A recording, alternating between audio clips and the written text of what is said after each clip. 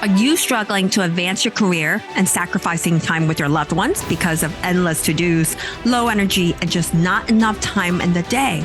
If so, then this podcast is for you.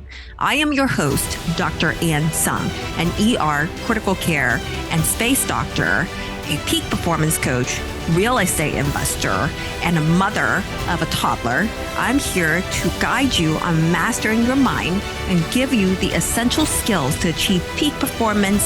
So welcome to Productivity MD, where you can learn to master your time and achieve the 5 freedoms in life.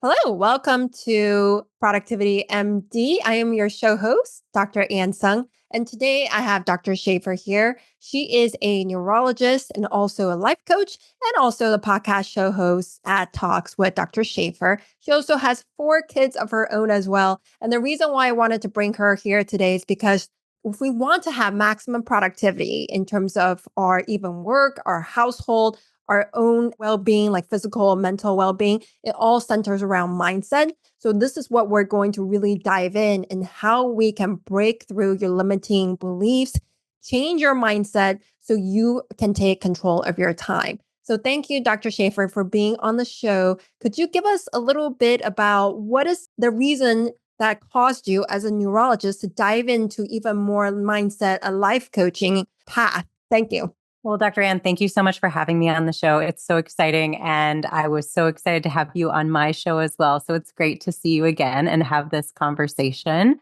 You know, for me, I was going through some significant life changes in the structure of my family. And when we are faced with really big challenges in our lives, I think it's pretty natural that we have to do a deep dive into our mindset to overcome that challenge. Otherwise, we get really, really stuck in what's happening to us. And the mindset work is so key to help us, instead of getting stuck in where we are now and most likely in the past, start being forward thinking so that we can reclaim our story and build the future that we want to live instead of getting stuck in our past. And how did you go down into diving into becoming a life coach? What was it through the coaching that you had before? That's what made you want to become a coach, et cetera? Yeah.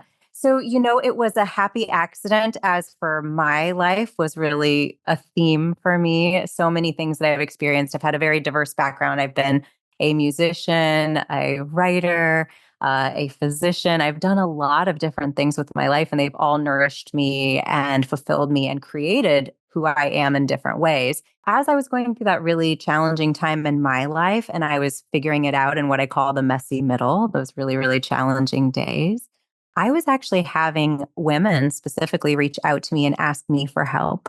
And this was a really challenging time in my life. I changed my phone number. I was really not leaving my home. It was a very challenging time. And people were somehow still finding me and reaching out and saying, listen, I got your number from so-and-so. And they think that you have experience and you could really help me. And because of the experience that I'd had, and I knew how important filling this role for people was, I thought, I want to do this right. How can I do this? Because being trained as a physician did not set me up to fill that role. I also have a degree in psychology as well, but that's not what they were asking for. They didn't want a therapist. And so then I looked into life coaching and I became certified with the Jay Shetty Life Coaching Certification Program, which was an incredible experience. And I really came in contact with my future through that learning adventure. I think, we as physicians, we are lifelong learners and we're always reaching outward. And you and I have talked about this before, how we're always seeking something, and it's often a title, a job. We're always seeking that next certification, that fellowship. But when I came into life coaching and became certified and had those experiences working with people as myself being the coachee and also becoming a coach, it was a different experience. It was really stepping into myself and my purpose and finding where I belonged. So as much as I've absolutely loved all of my other experiences and they've informed me and enriched me, becoming a life coach was a different experience. Yeah, it sounds like it fuels you, like you feel like your authentic self, which maybe for somebody who's they don't sometimes quite know if they're acting as their authentic self, and it's hard to explain. It may be similar to, me chasing these fellowships, etc., but my passion is actually talking about time and efficiency. And so creating more time so you can spend it with the people that you love. So like it fuels you and time just passes by when you're doing life coaching and it energizes you. At least for Yes. me, I don't know if that's the case for you. Yeah, absolutely. It does. And you learn so much about asking good questions through the practice of doing so. And that enriches you in every way in your life. And when we really focus on our mindset, that just opens up a different state of being in our relationships, how we show up at work, how we show up with our loved ones, with our children. And, my biggest hope and one of my goals and the way that I set up my work, because I'm a life coach. I have talks with Dr. Shafer, my podcast. I also have a children's literature publishing house that I created, and we've published several books for young authors, and I'll be publishing my own book in 2025. And the idea is not to just help people when they're in that moment of crisis, like I was, and like people who have reached out to me are around my age group, older, younger, but to actually help people understand mindset when they are developing, when their frontal lobes are still in that developmental stage, getting in on the ground level so that when they're 20, they're making decisions based on really belonging and fulfilling themselves rather than chasing those accolades and those degrees like we've discussed before. Yeah, I think there's 2 points I want to make here that I think is very important. Number one is that whatever stage you are at right now, whoever is listening to this, that you can always pivot or start something on the side if that is your passion, your interest. And it's not one or two, it's one and two, if that makes sense. You can pursue your passion and your interest and build something out of it. That's the first point. And then number two is I am passionate about raising children as well, since I have a 6-month-old and a 2-year-old. And I'm like, I want to make sure I'm not like looking at the screen in front of them. I don't want to portray distracting parenting, etc. And one way is to make sure that the parents have the right mindset so that the kids can have the right mindset as well. And I love that you're publishing kids' books on this. And so that is number one, why for parents to work on mindset. Can you give us some more reasons why it's so important, either for the kids? Can the kids learn the mindset, and anything else that could be like a cause for the parents to want to learn what we're going to talk about? It's so interesting because I think many of us around our 40s, maybe a little sooner, maybe a little after, we experience what has historically been called the midlife crisis. And I don't think it's really the first time we've had these crises. We just don't remember when we were 4, 5, 6, 7, 8, and we were figuring out the world and nothing made sense. And we were looking to our caregivers to figure out, how am I supposed to approach this problem? Right? Because we just don't know. And we were mirroring them and learning from them. But then we end up in our 40s, our 30s, our 50s. And all of a sudden we realize, okay, I've come this far down this path using these tools that were taught to me by people who were doing their very best, whatever that looked like, right? Because someone's best doesn't have to be someone else's best. So they were doing their best in that moment in that time in our development. And we carried those tools with us, but often we get to the point in our lives where we say, these tools don't work anymore. And I'm creating problems for myself and inefficiencies in my life because, for example, I have so many limiting beliefs in my mindset because those things were modeled to me and taught to me as a child. And now it's affecting what I believe I can do. So I end up having roadblocks in front of me that maybe I could get around if I could get around my mindset, but I'm not even cognizant of what those problems are, of what those roadblocks are within my frame of mind. And so it's imperative that as we are learning to do better, that we are taking those tools and passing them along so that hopefully a midlife crisis looks very different when our kids are in that age and that time of their lives as it does for us. Yeah, so learn it to model for your kids and so that you can teach your kids if you have kids, or just learn it so that you can recognize, perhaps introspect what had happened to you in the past, what caused you to make certain decisions, and why you have those thoughts or what those actions that you've taken in the past, what drove you to that, and how you can change it. And so I'm wondering then, I'm going to do two categories. One category, limiting beliefs around time. And then the next one, limiting beliefs around perhaps as a parent, because I'm always Mm, trying to be a productive mom, but productive not in the sense of like more like presence and quality time with them, mm. with mom. And maybe we can touch on. Oftentimes we think about our kids and we forget our spouse too. So some limiting beliefs with our spouse would be great. But let's do time first. Yeah. So, with time limiting beliefs, you know, for one thing, we have to take back the reins on what we want from our lives, right? What is our why? And get really curious about that.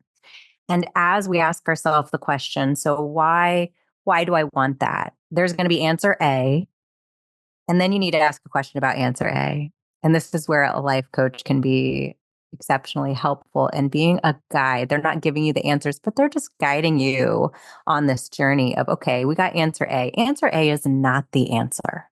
It's not the answer. Maybe B, maybe C, but probably we're going to get to like Z before we really know the why. And so a life coach can help you on that journey. And once you get down to your why, it's almost like pruning a tree. You can cut away all of these habits and things that you've been giving away your time and your energy to that don't feed your why. And I think there's so many things that we can look to. Lifestyle, right? So why do I think my house needs to be a certain size or look a certain way? Or do I really need to remodel the kitchen? Do I need to lose all of that energy and time and money and resources on that project that I think is really important? Well, why am I doing that? And when we do the mindset and the limiting beliefs work about what's driving us and why, and does it really feed us on our path to our true greatness and living our true story, we can just get rid of things. We can say, no, I don't need to work those extra shifts at the hospital to make that money to renovate the kitchen because I like my 2000s kitchen. It's fine. We can just one weekend put some paint on it as a family. The kids can do the first coat and then we can come in after and then tell the kids for the next 20 years that they did the whole thing. Who cares? Like they'll be so proud of what they did it and we'll save $40,000 and also all the time that we would have been working to make that money if that's not what feeds us. So it sounds really simple, but when we have these beliefs and we ask, why am I chasing this goal? And we listen to our bodies when we're on that introspective journey and we figure out, what percentage of the things am I investing my time and energy in that really don't feed me and don't get me to my goals? That helps us divest ourselves of all of that feeling of responsibility and often feelings of shame around trying to emulate something that's just simply not us and what we want. It sounds like maybe the time limiting belief in terms of time is people not understanding what is driving them. They want to maybe keep up with the Joneses, or maybe there's something. Maybe when I was little, since I was so poor that I just wanted to buy a really nice car when I grow up and start making money to chase that, even though you don't really need that. Like a perfectly Yeah. fine car, the standard amount is fine, but I do remember similarly when I was young, like in fellowship, I wanted to buy an expensive purse because it was like a sign that I've made it. Mm, And yeah. I did buy the expensive purse, but the next expensive purse I never bought because I just spent all my money on personal development. And I realized I don't Yeah. need the purse anymore. No, no, you can't buy who you are. And I think, you do have to ask again the question, the deep question as to why do I want that? What am I looking for with it? And there are some people that when they go down that rabbit hole, so to speak, they're still going to want the person. That's okay. But then I think that if we're going to feel good about the purse and not actually feel anxious about the purse or even shame about the purse, we need to know, no, that's a decision I made.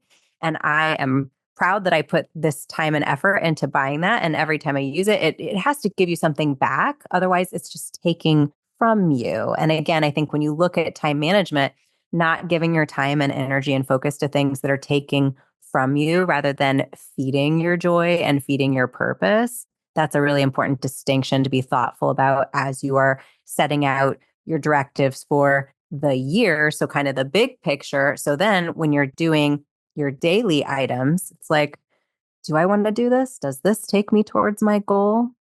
No. When you're worrying about maybe what another mom at school said or did, or their volunteerism or anything, taking a step back and saying, that's triggering me. I'm feeling something in my body and my chest when I think about the choices she's making and the choices that I'm making. Why is that? And if we go down that and we say, well, it's because I want to spend more time with my kids and I want my kids to see me a certain way. Well, is volunteering 20 hours a week on the PTO going to achieve that?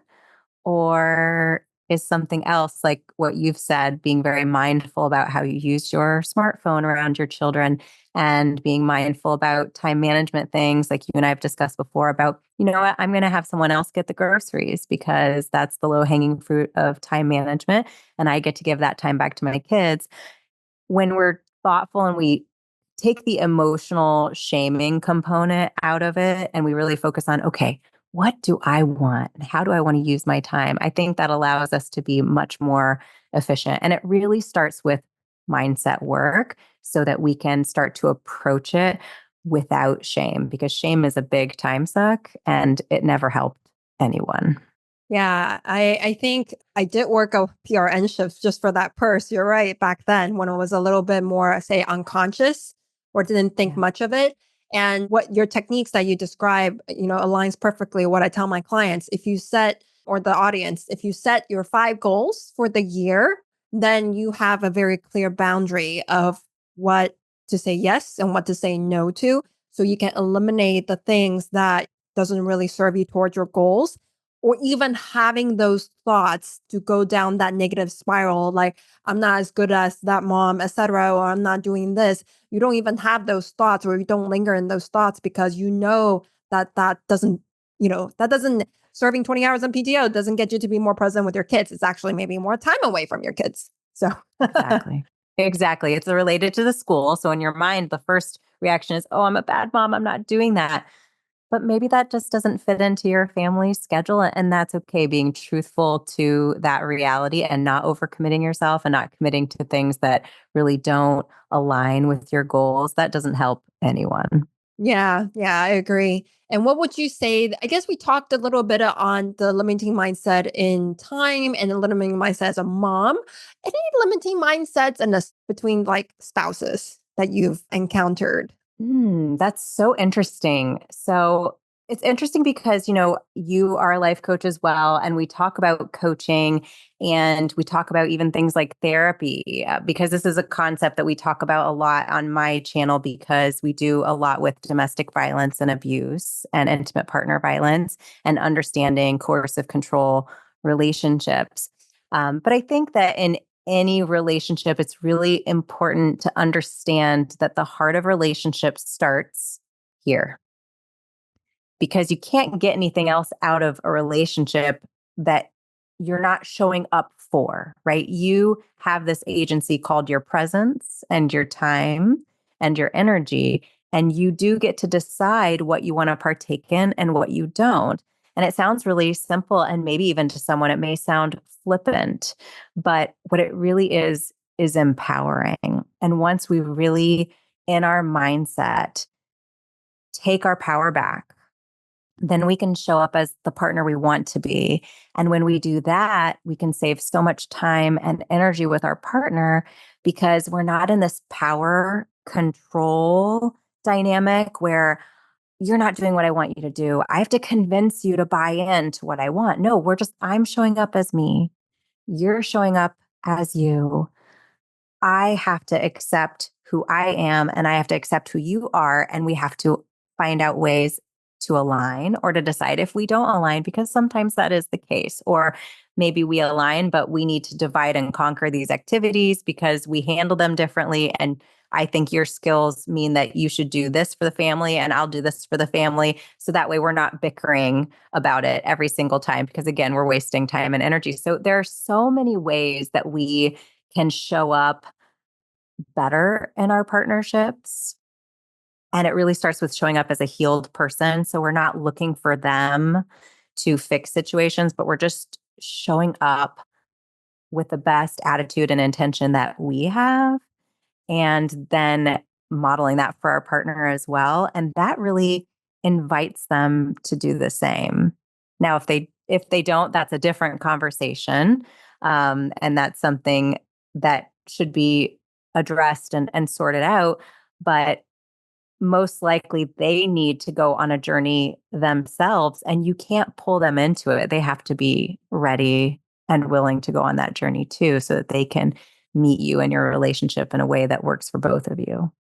Yeah, it really starts from the heart first. For those of you guys who are not watching on YouTube, Dr. Shafer pointed to her heart. And what is like a running script that they may be telling themselves, where they maybe are more transactional versus if they change that mindset, is there a different running script that they can tell themselves instead to get them into a more giving and less transactional type relationship? Well, I think that when you're transactional, that feeds into, so when you distill it down to what that is control. That's hard to hear because none of us want to think that we're controlling, right? But because of the way that our culture is set up, things are quite transactional. And that means you have expectations. And when you have expectations, that's a control dynamic. That's I'm showing up and I expect certain things from you. And when you work on in your mindset of not having expectations and just again showing up, I have my boundaries, right? Because a boundary and an expectation is different. A boundary is this is what I will accept, and I'm going to have a plan for if this boundary is not respected. But the plan isn't, there's going to be a consequence to you and I expect you to do this thing. That's not how boundaries work. And in relationships, if we can really work on modeling for others how we want to be treated, then they can make the decisions if they're going to meet us there or not. And if they're not meeting us there, we can't fix them. We have to show that we respect ourselves and that we are going to respect our boundaries. And if you're in a healthy relationship, that would be a really good signal to send the person that they need to consider how they can help meet you. But if you come with the expectation, no, I'm going to control the situation, I'm going to make you meet me there, that's a different interaction. And it's not very likely to be successful or to be a connecting experience for the two of you as a couple. Yeah, I think that's the control thing is great. And it's probably putting down your pride too. At least that is Yeah. with my case. Always have to put down my pride. It's not like, I mean, I say it to myself, why do I have to be the first one? Well, and as So, physicians, you're used to writing orders. You're literally asked, what are your orders, doctor? And when you're in medical school and residency intern year, you are really in a lot of controlling power dynamic type situations, and that's modeled for you. And the people that I respect the most that trained me and that I really set out to model are people who didn't make orders. They worked truly as a team, and they were much more effective leaders than people who gave orders. yeah. And then the same it can apply to spousal relationships too. It's more about, it's not you versus me, it's we. Like Hmm. instead of saying this is what I've been trying to do, well, not trying, I am doing. Every time we talk, it's we need to change our name now that we have a daughter. But we used to have a team name. It's Micaiah because it's Michael, Kaya, and Micaiah. So what's the best for Micaiah? So it stops going like, well, I think this is it. I want to do this, but you think differently. Da, da, da, da, da. It's what's best for our whole household. So Hmm. I love that. And it's acknowledging, all parts of the unit, because what can happen is sometimes, and I think especially for us as women, even though we're physicians, even though we're powerhouses and we're so smart and we're so accomplished, sometimes we've been culturally trained in relationships to basically give up our ground to move forward. And that just leads to resentment, and that doesn't help with connection, and that doesn't build a team. So again, the boundary is not just for you, it is also for the other person, because when you're both bringing your full selves to the relationship, you can be the most effective in building that beautiful future that you're trying to build together. Not so if really only one of you is allowed to come and dominate the other. That's not future building, that's resentment building. yeah, if you have any kids, it's important to model this for our kids so they learn like a open way of communication. And you had talked about being able to teach this to our kids. Is there one top tool in terms of mindset that can really build the most resilience in kids? Or if they learn any, like nothing else, if they just learn this one thing, is there something that the parents can teach your kids? So something that I think is really important, and you hear it all the time, is adding, I can't do it yet to a sentence. And I think that, again, changes the direction of the sentence when you basically add something that has a forward focus on it. I can't do that, period, end of sentence. When your child says that, they're basically like, close it up, it's over, done, I can't do that. Whereas when you model for them, oh, I can't do that yet, but I'd love to learn. You are modeling for them and teaching them to have that growth and learning mindset, which again, we as physicians, that comes very naturally to us, but it has to be taught and modeled because so many people get stuck in this limiting belief that failure is bad, right? You can't fail. And in medicine, we know all about that, right? We are so afraid of failing. We're so afraid of mistakes, but that's so unrealistic. And that is so not growth focused because we all have to fail over and over and over every single day if we're going to be growing and getting better. And if we're not failing, we're playing small and we are not getting better, which is a terrifying thought, right? And that's not the thing we want to model for our young ones.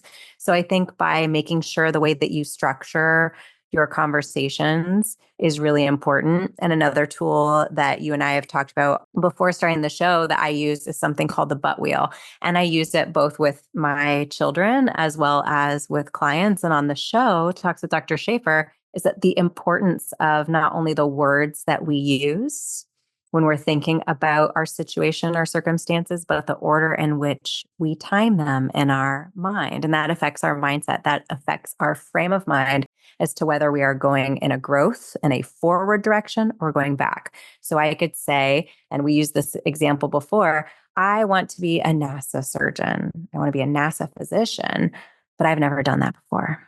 I mean, how does that make you feel in your body when you structure the sentence that way? It feels like a door closed versus you could say, I've never done that before, but I want to be a NASA surgeon. Like that's totally different. That's what's her name?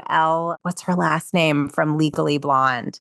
Like I can. Yeah, that sets you in a completely different direction of feeling, I haven't done this before, but I want to. And that can ignite something in your mindset and in your willpower that sets you on the trajectory of meeting that goal. Yeah, I think that's awesome.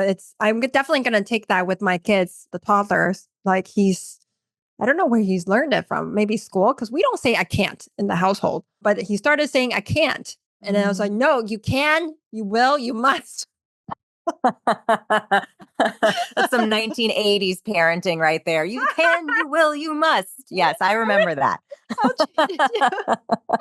You can't do it yet. Let's keep trying, and I'll show you how. Yes.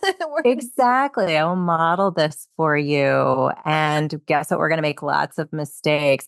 I know it's hard. Well, it goes back to what we said earlier that at this age, they don't know how to do it. And you are their model and you take that really, really seriously. And that's such a blessing for your children that you take that responsibility so seriously. So hopefully when things get really scary and they're going into college and they're choosing their career and they're choosing their partner, all these really big, high consequence decisions because they've made so many decisions and they've failed and they've allowed themselves to pivot when they fail, they've allowed themselves to be introspective about their mistakes rather than hiding them because, ooh, let's cover that up. I'm not allowed to make mistakes. That makes all the difference for where their life can lead them.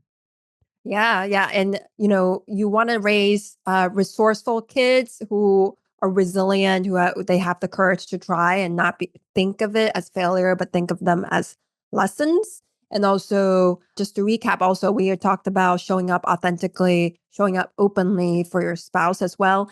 And then knowing why you're doing certain things, maybe having your goals set for the year, finding out your why and eliminating the things that do not align with your why, that is really the first step to saving time when you cut things out.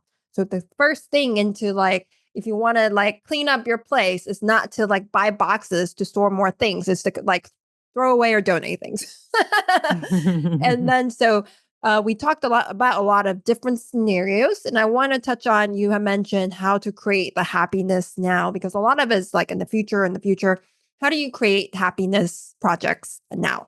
Yeah. And so it's something that you and I have discussed about, it's important to be planning for our future. We set out these big goals for the year, and often many of us will have 5, 10, 15-year goals. We're thinking about retirement in part so we can say, okay, I have a plan for that, right? I don't have to worry about it. I am executing a plan as we speak, and it's percolating in the background. I don't have to give it my active attention because our attention can only be on one thing. But that's not going to give us fulfillment now. So what I would recommend, and something that I'm very actively pursuing in my life, is making sure that I am investing now in our happiness. For my family, because we have several authors in the family, that looks like investing in writing projects. That looks like investing our time in several different philanthropic efforts that help animals, because, we have young children and they're very passionate about fundraising for animals. And when they do that, not only do they help the animals, but they show themselves the power and strength they have when they are 10 years old.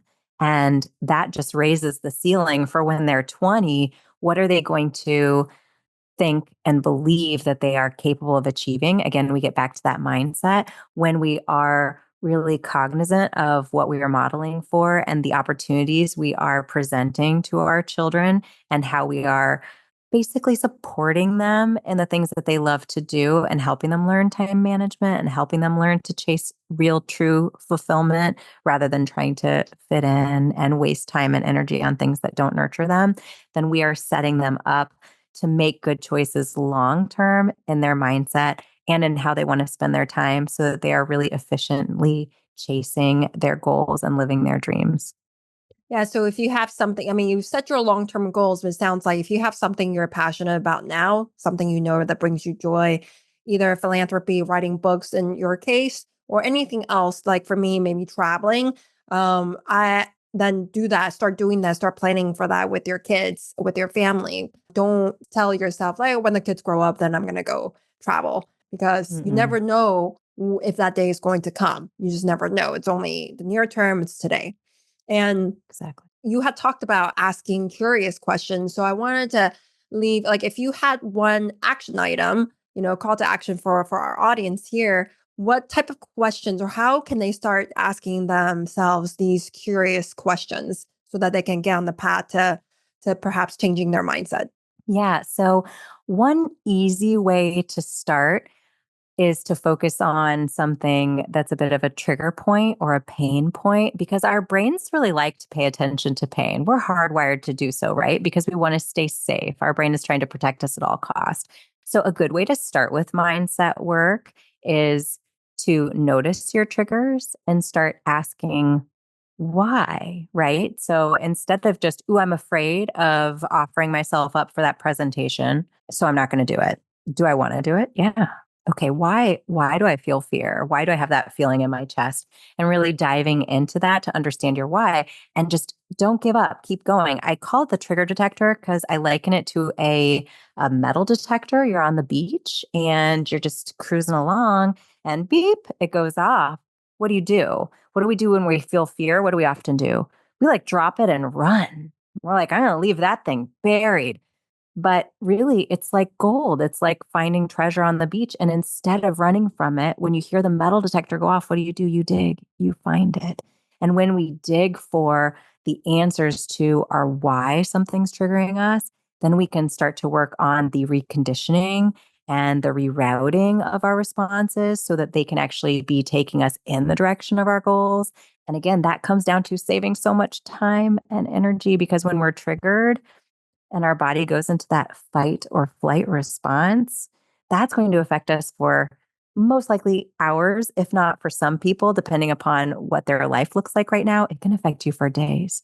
So instead of getting triggered and running away from it and leaving it for another time and likely never. Instead of doing that, saying, no, I'm going to pay attention when my body's sending me this big signal. I'm going to figure this out. I'm going to work on what the limiting beliefs I have around that thing are so that I can start to demagnetize the situation and start to release the emotional part of it so that I can then, in all parts of my life, say, well, if I could get over that trigger, if I could get to a place where I wasn't losing my time and my energy and I wasn't feeling sick in my body with that really hard thing, what could I do when I'm not triggered? And then we can really start to set our intention to work on our mindset and to focus on how we are directing our thoughts with that butt wheel, making sure that we are growth focused with our butt sentences and not past focus and getting stuck in those limiting beliefs so we can really achieve our goals. It might be similar to the experience I had 40 years of Zen. We thought about everything, every situation, like a specific circumstance that gave us resistance or trigger, fear, pain, sadness. And we had to find a gift that came from that circumstance, either forgive the other person, but a lot of times it's forgiving myself, actually. Yeah. And I realized, and even now I still have these triggers, but I tied my knowledge to things, to my self-worth in a way through, rounding as a medical student, as a resident, as a fellow. Like I had to know everything. And if I didn't know one little piece of information, it was like I let the whole team down or I just looked Mm. stupid. And probably stemmed from, way back where my mom was really focused on academics too. And so even now, I recognize it now, but even now when I don't know something, I'm like, yeah, I will say I don't know. I'll go find out, which is fine. I'm fine with that now. But sometimes it comes up especially in a medical setting, if I'm acting as a physician, that comes on the worst. I recognize it now and I'm okay with it now. But I think this might be what you're talking about. Yeah, that's your trigger, and it's the trigger gets not as loud, but when it's still going off, it's like, okay, I've desensitized myself a bit. It's still there. I'm going to dive deeper into that. But the beautiful thing is it's just an opportunity for growth. It's nothing to be ashamed of. It's a thing to actually be excited about because it means that we can get better, which is what we all want to do. Yeah, yeah, agree. I agree. I think the opportunity for me at that time was I realized it and I realized that I don't need to tie my self-worth to any knowledge because I will never know everything in the whole universe or medical knowledge, really. There's no way. Yeah. And if someone came to you, it's so funny because have these expectations of ourselves. But if someone came to you and they were like, I know everything, you'd have some diagnoses in your head, and none of them would be that they're a genius, right? Because a genius would say, there's no way for someone to know everything. That's not humanly possible. So it's funny, we set ourselves up for failure in the cages that we set in our mind. And one thing I like to tell people is imagine that these beliefs and systems that you're stuck in, they're hamster wheels. They're not cages. You can step off. But it takes intent. When a body's in motion, it's going to stay in motion until you set your intention, right? Until you step off. And that's the part that requires the mindset work and a readiness to go on that journey. But when you're ready, you absolutely can step off of that hamster wheel. That's a perfect visualization for me and the audience probably. If you find yourself going down that negative spiral either with your spouse or with your kids or with yourself or somebody said something to you, maybe visualize yourself like giving yourself poison continuously on this hamster wheel and Yeah. then just step off the wheel and then maybe look at it from a third person, just look back at the wheel and look at it from not a third person point of view, but from outside in and just choose that you don't have to be part of it anymore. So, Exactly. And ask the questions, was that getting me anywhere? And we know by definition that hamster wheel was quite literally not getting you anywhere, but burning your time and energy and your focus. And those are the resources that matter way more than our money and all the things that, we in society really focus on as being the most important things. But we know as physicians at the end of our lives, our patients aren't saying how wonderful it is that they had X amount of cars or homes or a Rolex or whatever. It's their time and the time with the people that really nourished them that they cared about. That's the most precious resource that they had their entire lives. awesome. Thank you so much for everything that you've shared with us. The sooner you can change your mindset, the sooner you can get off the hamster wheel and to put your attention on things that will actually bring you joy instead of focusing on some things that bring your energy down and bring you negative emotions. So thank you again, Dr. Shafer. How can our audience find you in terms of what you're offering, your podcasts, and any books that you had talked about? Yeah, I would love for people to come find me and join the community. So my website is www.drshaferstedronova.com.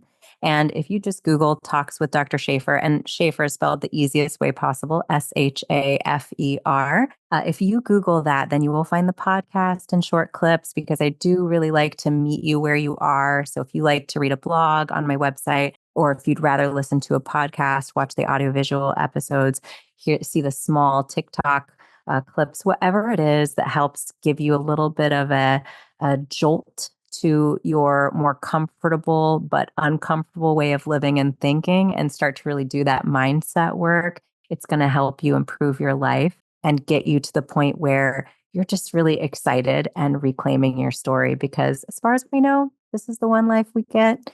And I just really hope through the work that I'm doing through coaching and through the channel that we will inspire people to really take ownership and agency over their life and live it the best way and the way that's really truthful to who they are as a person. Awesome. And where can they find your books? Is it on the same website? Yeah. So we've published 3 books by Amelie Anastasia, my daughter. So she's our main child author at the moment. And they're Foxtails, Foxtails 2, and Wolf Tales is coming out November 12th. So she's been doing some book touring with that. She's actually going to be reading it on Kidlit TV. So that's a fun place where if you have little kids, you can go to Kidlit TV and you can actually watch her reading Wolf Tales. That'll be out I believe in November or December of 2024. But if you go to amelieanastasia.com, you can buy her books there. And you also learn about her philanthropy and her podcast, which is called What's Up Young Authors, where she encourages other authors to pursue their dreams. And she interviews both young authors like herself, as well as what we call mentor authors of children's literature to help inspire them too. Awesome. Well, thank you so much. I really appreciate your time here. And for the audience, just remember that everything that we talked about will be in the show notes, all the links at productivitymd.com. Again, Dr. Shafer, really appreciate your time here. And for the audience, just remember that everything we need is within us now. Disclaimer: this content is for general information purposes only and does not constitute the practice of medicine. No doctor-patient relationship is formed. The use of this information linked to this content is at the user's own risk. The content is not intended to be a substitute for professional medical advice, diagnosis, or treatment. Users should not disregard or delay in obtaining medical advice for any medical conditions they may have and should seek the assistance of their healthcare professionals for any such conditions. The views are personal views only and do not represent any university or government institution.